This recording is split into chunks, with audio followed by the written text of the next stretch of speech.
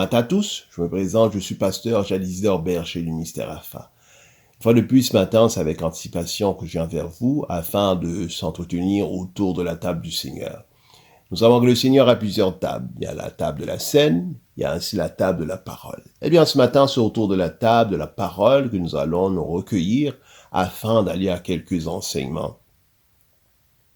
Alors que je me suis réuni à Christ il y a cela plus de 30 ans, ce que nous avons su constater, c'est que les enfants de Dieu se montrent mièvres par rapport à l'enseignement. Alors que l'apôtre Paul a dit « Je ne veux pas que vous demeurez dans l'ignorance ». Et ce que nous observons, c'est que les enfants de Dieu feront de l'ignorance leur plat principal. Et tel que nous savons qu'il est dit que l'ignorance tue. Et c'est encore pour prendre les propos de l'apôtre, il dira que afin que vous ne soyez pas emportés par des vents de doctrine. Et nous savons que l'enfant de Dieu, aujourd'hui, dans un ère contemporain, pour ne pas dire tous, nous dirons la majorité des enfants de Dieu sont des analphabètes bibliques. Ils ne connaissent rien du tout de la Bible. Pourquoi? C'est pas parce qu'ils sont des cancres qu'ils ne peuvent apprendre et surtout comprendre, c'est qu'ils font le choix de demeurer dans l'ignorance. C'est la raison pour laquelle, quand arrivent toutes sortes d'arguments opiniâtres, ils vont vouloir se pencher d'un bord et d'un autre. Et c'est ainsi s'ils ne s'instruisent pas, s'ils ne s'attardent pas afin de pouvoir d'aller d'un fondement solide, ils peuvent se trouver très rapidement sous d'autres cieux. Nous allons à une pause. Après la pause, nous irons à notre sujet. Pouvez-vous accorder 60 secondes de votre vie au Seigneur? Pour le faire dès maintenant, en partageant cette vidéo. Ainsi, vous contribuez au royaume de Dieu, ainsi qu'à l'évangélisation. Nous désirons répandre l'évangile dans la francophonie aux 4 vents de ce monde. Et nous réalisons que nous pouvons le faire de par nous-mêmes. Et nous avons besoin de vous. Et c'est avec vous que nous pouvons le faire.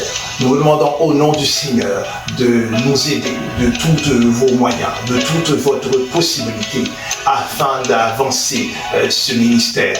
Et vous pouvez le faire dès maintenant sans plus tarder en partageant cette vidéo à un proche, à un cousin, à une cousine, à un camarade de classe, un collègue de travail, à une tante, à un oncle. Partagez cette vidéo, ainsi vous serez une grande bénédiction pour la personne qui recevra cette capsule. Encore une fois, ce matin, nous sommes à circuit fermé et nous serons en image les jours à venir, car l'installation du plateau de tournage prend un temps considérable et souvent nous manquons en temps. Et bien ce matin, nous parlons de la Bible. Nombreux sont ces individus, ces prétendants qui disent que la Bible n'est pas la parole de Dieu car elle comporte de nombreuses contradictions. Eh bien, voyons cette affirmation, eh bien, nous ne pouvons pas nous dissimuler. Nous devons ce matin, nous avons surtout ce matin une responsabilité par rapport à cette charge, ce poids qu'ils mettent sur nous, disant que la Bible comporte des contradictions. Ah, nous avons cette responsabilité et nous devons faire cette démarche afin de se montrer, ou encore plutôt démontrer que la Bible, en elle, ne comporte aucune contradiction. Et ce dont ils prétendent être des contradictions, ce sont des variantes, ou bien encore, si vous voulez, ce sont des erreurs de frappe. Nous reviendrons sur cela un peu après. Et de ces contradictions qu'ils vont soulever, en exemple, selon 1 Chronique 21, 12, il est dit « Gad alla vers David et lui fit connaître la chose ». Et la même histoire est lue selon 2 Samuel 22, 13. Et dans ces deux histoires, nous avons 2 nombres, ou bien encore 2 chiffres qui sont différents. Selon 2 Samuel 24, 13, il est mentionné 7 années de famine dans ton pays. Alors, selon 1 Chronique, selon 1 Chronique 21, 12, il fait mention de 3 années de famine. Alors, de ces 2 chiffres, selon leur dire, que faut-il prendre? Si nous poursuivons, Selon 2 Samuel 24, 4, 9, il est exprimé « Job remit au roi le rôle du dénombrement du peuple. Il y en avait en Israël 800 000 hommes de guerre tirant l'épée, et en Juda 5 000 hommes. » Et selon 1 Chronique 21, 5, fait état de 11 000 hommes tirant l'épée, et en Juda 470 000 hommes tirant l'épée. Alors toujours la même question de ces chiffres, lesquels retenir? Et si nous poursuivons, selon 2 Rois 8, 26, il est exprimé Akazia avait 22 ans lorsqu'il devint roi. Il régna 1 an à Jérusalem.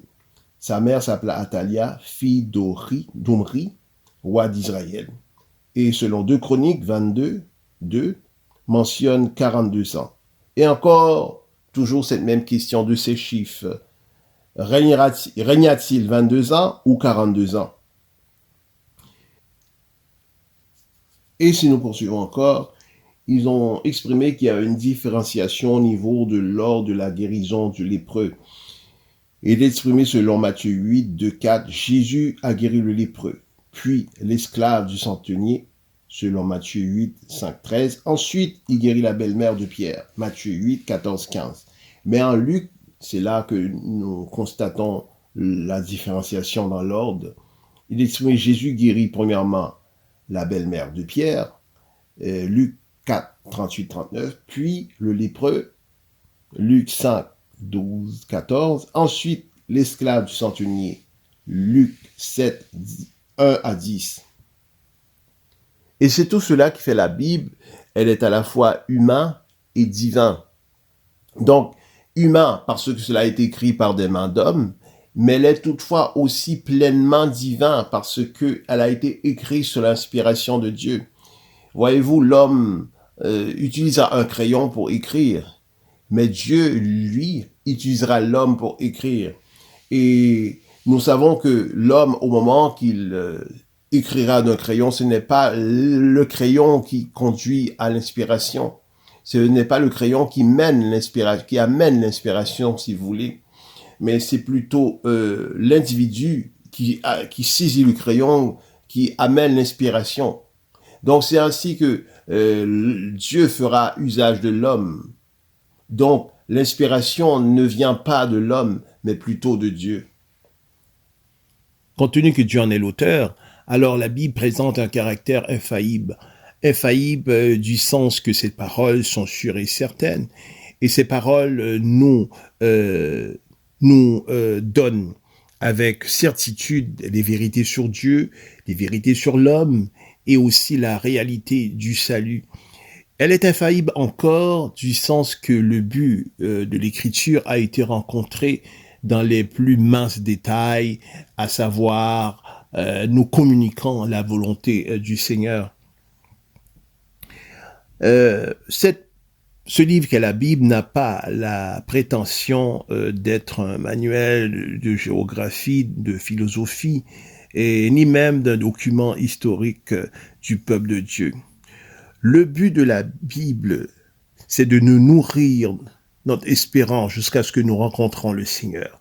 Cela n'implique pas forcément l'exactitude mathématique, scientifique ou même au sens moderne du terme de tous les détails qui apparaissent dans le texte. Puisque nous parlons de la Bible, il nous faut nous étendre quelque peu sur cet incontournable qu'est l'écriture. Jusqu'ici, les progrès de l'écriture se font attendre car elles sont lentes.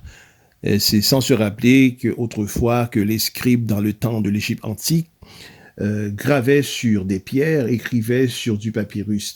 Et ce sans non plus oublier que les moines copistes médiévaux passaient leur journée à reproduire des œuvres pour la plupart religieuses et ainsi des documents administratifs. Il faut attendre longtemps et encore longtemps après pour voir l'arrivée de quelque chose de majeur qui va révolutionner le monde, qui va révolutionner le monde et qui va ainsi s'insérer dans l'histoire de l'Église, car cela va changer les choses à tout jamais. c'est l'arrivée en scène de cette imprimerie, ces premières bases que les Chinois ont déposées. Et ils feront usage ainsi de l'imprimerie afin de pouvoir diffuser le bouddhisme, l'écriture, le textile, la peinture et bien d'autres choses.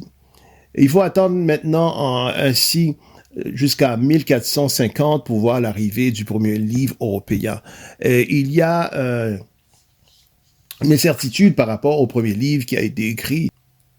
Certains diront c'est la grammaire latine de Donatus en 1451 par Gutenberg. D'autres diront eh bien c'est la Bible en 1454. Et au moment de son écriture, elle comportait que 42 lignes. Et toujours par Gutenberg. Il faut comprendre que l'arrivée de l'imprimerie changera les choses à tout jamais. Et il faut ainsi comprendre que autrefois, jadis, la production, ou bien encore, si vous voulez, la reproduction se faisait de manière manuelle. Il faut ainsi comprendre que de ce temps, il n'avait pas la présence de la technologie que nous avons aujourd'hui. Alors, lorsqu'il y avait erreur, surtout dans les ouvrages, dans les gros travaux qu'ils avaient à faire, tels que la Bible, donc, il était impossible de vérifier, à savoir si les choses sont faites avec exactitude. Alors, c'est la raison pour laquelle que nous voyons ces variantes au niveau de la Bible, au niveau de ces chiffres que nous avons vus un peu précédemment. Et il n'est pas l'ordre de contradiction du tout, mais plutôt il est l'ordre qu'il y ait des erreurs de frappe, et ces erreurs, ils n'ont jamais su les rattraper. Les prétendants vont affirmer que la culture noire a été dissimulée de la Bible, et pour même dire qu'elle a été soustraite même de la Bible. C'est une probabilité très élevée, puisque au moment de Gutenberg, au moment de l'imprimerie, il s'agit que la communauté noire était tenue en esclavage et il y avait une commercialisation de vente d'esclaves. Alors, c'est ces probabilités qui nous prouvent que il est bien possible que le peuple noir a été soustrait de la Bible. Mais toutefois, cela n'enlève rien à sa véracité et à sa fidélité. Et si nous prenons un exemple, si nous disons que le vol 48 avait 2000 passagers à bord. Donc, si nous prenons toujours la même phrase, nous disons que le vol 48 avait 800 passagers à bord. Cela n'enlève rien. Vers quoi notre regard se porte, c'est à l'action principale. L'action principale, il est que le vol 48, il y a eu un vol. Il y a eu un vol d'avion. Quand même qu'il ait 2000 ou bien encore qu'il ait 800 passagers à bord, cela n'enlève rien à l'action, cela ne va pas soustraire plutôt l'action. Et si nous disons encore, nous pouvons dire Tintin, ce courageux personnage se coiffe avec style. Si nous disons cette phrase d'une autre manière, nous pouvons simplement dire Tintin se coiffe avec style. Donc, là, au moment que nous avons rajouté ce courageux personnage, c'est une explication à la phrase. Et nous pouvons dire ainsi, cette femme, avec ses yeux bleus océan, perçut le voleur s'échapper. Et nous pouvons ainsi dire, cette femme perçut le voleur s'échapper. Nous n'avons pas besoin de rajouter d'autres ingrédients, d'autres valeurs. Donc, cela n'enlève rien du tout à l'action. L'action, c'est que cette femme a perçu le voleur s'échapper. Il est ainsi de la Bible. Je ne m'oppose pas à ceux qui disent que la communauté noire a été soustraite de la Bible. Cela était une probabilité. Mais toutefois, bien que cette probabilité soit matérialisée, cela n'enlève rien du tout à la fidélité des textes. Et de cette question, ce matin, la Bible est-elle la parole de Dieu? Nous répondons dans l'affirmatif que oui, cette parole qu'est la Bible est la parole de Dieu. De nombreuses preuves, nous avons jusqu'à 8 preuves qui démontrent que cette Bible que nous lisons jour après jour est la parole de Dieu. Il y a des preuves qui sont internes et des preuves qui sont externes. Allons de la première preuve. La première preuve est que la Bible est vraiment la parole de Dieu est son unicité. Bien qu'elle soit réellement composée de 66 livres distincts, écrits sur 3 continents, dans 3 langues différentes, sur une période d'environ 1500 ans, et par plus de 40 auteurs, tous ayant un cheminement différent. Elle forme un tout, au début jusqu'à la fin, sans aucune contradiction. Cette unité la distingue de tous les autres livres jamais écrits et contient une preuve d'origine divine des paroles que Dieu a inspirées à chacun de ses auteurs. La seconde preuve, les prophéties bibliques sont une autre preuve interne qui indique que la Bible est vraiment la parole de Dieu. La Bible contient des centaines de prophéties prédisant l'avenir de nations dans les moindres détails, notamment, tel que vous savez, Israël a reconquéri ses terres. Cette prophétie vieillissante de jusqu'à plus de 2500 ans, va s'accomplir en 1848. Non seulement Israël, mais aussi des prophéties qui retracent la venue du Messie.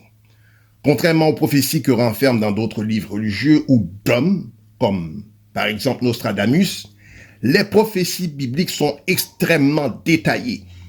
Il y a plus de 300 prophéties concernant le Christ dans l'Ancien Testament qui prédisent non seulement le lieu de sa naissance, de la famille dont il serait issu, mais aussi de sa mort et de sa résurrection. Il n'y a tout simplement aucune autre explication logique à l'accomplissement des prophéties bibliques que leur origine divine. Aucun autre livre religieux ne contient autant de prophéties, ni de prophéties aussi précises que la Bible. Une troisième preuve est son autorité et son pouvoir unique. Si cette preuve semble plus subjective que les 2 premières, elle n'est pas moins un témoignage puissant de son origine divine. La Bible a une autorité unique qui ne ressemble à celle d'aucun autre livre jamais écrit. Cette autorité et cette puissance se manifestent par d'innombrables vies transformées par sa lecture. Nous devons évoquer que le roi Jacques, alors que le roi Jacques se saisit de la Bible afin de s'en départir, de la brûler, et il est qu'au moment de sa lecture, au lieu de la brûler, il se convertit à la doctrine du Christ. La Bible a guéri des drogués. Elle libère des homosexuels, ramené des délinquants et des gens perdus dans le droit chemin, changé le cœur de criminels endurcis, reprimande des pécheurs et transforme leur haine en amour. La Bible a un pouvoir dynamique et transformateur qui n'est possible que parce qu'elle est vraiment la parole de Dieu. Nous avons évoqué des preuves internes et des preuves externes. Et parmi les preuves externes, nous sommes à notre 4e preuve, il y a son historicité. Étant donné que la Bible décrit en détail les événements historiques, sa véracité et sa précision peuvent être vérifiées comme celles de n'importe quel document historique. Les découvertes archéologiques et les autres documents écrits prouvent encore et encore l'authenticité et la véracité de ces écrits historiques. En fait, toutes les preuves archéologiques et les manuscrits qui en confirment l'authenticité font d'elle de la Bible le mieux documenté du monde antique. La fiabilité et la précision avec laquelle elle raconte les événements historiques vérifiables montrent bien qu'on peut se fier à elle, à sa véracité, comme quand elle traite de sujets religieux ou de doctrine. Une autre preuve, qui est la 5e, c'est que Dieu a utilisé des hommes issus de milieux très différents pour mettre sa parole par écrit. En utilisant leur vie, on découvre qu'ils étaient des hommes honnêtes et sincères. Le fait que plusieurs d'entre eux ont été prêts à subir une mort atroce parce qu'ils croyaient atteste que ces hommes, bien qu'ordinaires qu'ils puissent être, mais honnêtes, croyaient vraiment que Dieu leur avait parlé. Les auteurs du Nouveau Testament ainsi que des centaines d'autres croyants savaient que leur message était vrai parce qu'ils avaient vu Jésus-Christ, le Christ, et passé du temps avec lui après sa résurrection. Avoir vu Christ ressuscité a profondément marqué leur vie, alors que autrefois ils se cachaient parce qu'ils avaient peur. Ils se font finalement montrer prêts à mourir pour le message que Dieu les avait révélé. Leur vie et leur mort témoignent du fait que la Bible constitue intégralement la parole de Dieu. Une autre preuve, la sixième, c'est à cause de son importance et de sa revendication d'être la parole de Dieu, la Bible a été sujet de multiples attaques violentes et des tentatives de destruction qu'aucun autre livre dans l'histoire. Depuis les empereurs romains comme Dioclétien jusqu'aux dictateurs communistes et aux athées agnostiques modernes, la Bible a tenu ferme contre toutes ces attaques et est encore aujourd'hui le livre le plus largement publié au monde. Parlons d'archéologie. Il est cet homme, Navarra, en 2001, qui était en exploration dans les montagnes du mont Arat, qui se trouve en Turquie. Et cet homme va faire la découverte de ce morceau de bois. Et après avoir traduit ce morceau de bois en laboratoire, ils ont découvert que ce morceau de bois parvenait de l'arche de Noé. Les analyses ont découvert que ce morceau de bois était vieillissant de plus de 4000 ans. Et nous avons ici un exhibit. Et cela, ce n'est pas hasard, le fruit hasard. Nous arrivons à cette conclusion que c'est Dieu qui déposa l'arche en ce lieu, va ainsi à mettre des ingrédients de préservation à cette arche, de sorte que les archéologues puissent trouver des particules afin de pouvoir donner à la Bible ses couleurs, afin de donner à la Bible son accréditation et sa véracité. Poursuivons. Et maintenant notre huitième preuve. Et cette découverte, c'est une découverte principale et combien importante. C'est la découverte des manuscrits de la mer Morte dans le contrée de Jordanie et Cisjordanie. C'est qu'ils ont recueilli dans cette grotte des manuscrits vieillissant jusqu'à plus de 1000 ans avant la naissance de Christ. Et lorsqu'il fit la comparaison avec les Bibles actuelles, ils ont trouvé de ces Bibles au manuscrit aucune variation importante. Il y a des variations seulement au niveau du style écrit. Lorsqu'ils sont mis en comparaison, ils ont une pleine intégrité, une fiabilité au niveau des textes comparés. À travers l'histoire, des sceptiques ont considéré la Bible comme un livre mythologique. Mais l'archéologie confirme son historicité. Ses adversaires ont qualifié son enseignement de primitif et dépassé. Mais les enseignements juridiques et moraux qu'elle contient ont exercé une influence positive sur les sociétés et les cultures du monde entier. La Bible continue d'être attaquée par la spédoscience, la psychologie et les mouvements politiques. Mais elle demeure aussi vraie et pertinente aussi aujourd'hui qu'à l'époque où elle a été écrite. C'est un livre qui a transformé d'innombrables vies et cultures au cours des 2000 dernières années. Malgré tous les attaques répétées de ses adversaires visant à la détruire ou à la discréditer, la Bible demeure. Sa vérité et son influence dans la vie de ceux qui croyaient sont indéniables. La fiabilité de sa préservation, malgré toutes les tentatives visant à la corrompre, à l'attaquer ou à la détruire, atteste clairement du fait que la Bible est vraiment la parole de Dieu. Cela ne doit pas nous surprendre des attaques qu'elle subit. Elle reste toujours inchangée et intacte.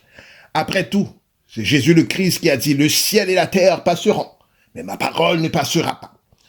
Après avoir examiné toutes ces preuves, nous pouvons dire, sans l'ombre d'un doute, la Bible est vraiment la parole de Dieu. Mes chers amis, nous devons nous engager à l'égard de la parole de Dieu, qu'est cette Bible, comme étant absolument vraie. Et nous devons ainsi nous engager, chapitre par chapitre, verset par verset, et mot par mot. Mes chers amis, l'heure est venue de s'y quitter. Nous poursuivons cette étude la semaine prochaine, Dieu voulant. D'ici là, veuillez vous abonner, veuillez appuyer sur la cloche de notification, et veuillez surtout partager la vidéo. C'est Pasteur Jade qui vous dit à la prochaine.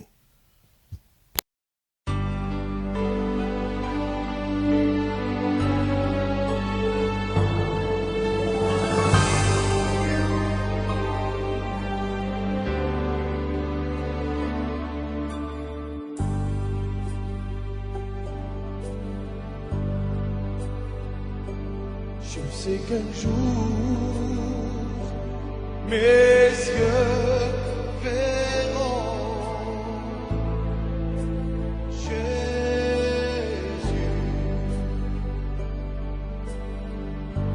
Je sais qu'un jour mes yeux verront Jésus.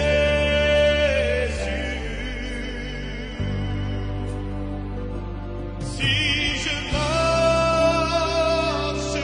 jusqu'au bout par la foi et malgré tout,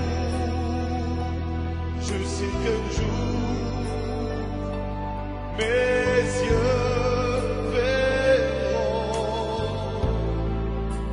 Jésus.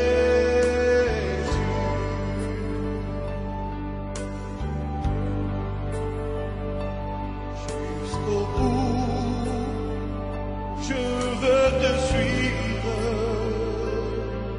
dans les bons, les mauvais jours. Avec Dieu, mourir c'est vivre. Avec Jésus, oui pour toujours. Je sais qu'un jour mes yeux verront Jésus. Je sais qu'un jour mes yeux verront Jésus. Si je marche jusqu'au bout par la foi et malgré tout, je sais qu'un jour